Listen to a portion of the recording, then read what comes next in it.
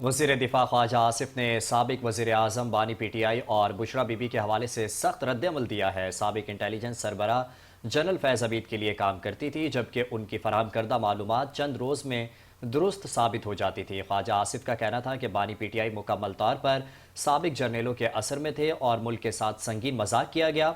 उनके मुताबिक 4 से 5 साल की मुबैना लूटमार एक मनसूबाबंदी का हिस्सा थी, जिसके असरात पंजाब समेत पूरे मुल्क पर मुरतब हुए।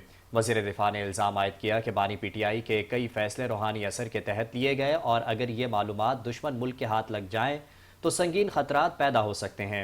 उन्होंने दावा किया कि बतौर ISI chief general Asim Munir ने बुशरा बीबी के हवाले से एक तफसीली रिपोर्ट इमरान खान को दी थी, जिसके बाद इमरान खान ने उनसे नाराज़गी का इजहार किया और उन्हें ओहदे से हटा दिया।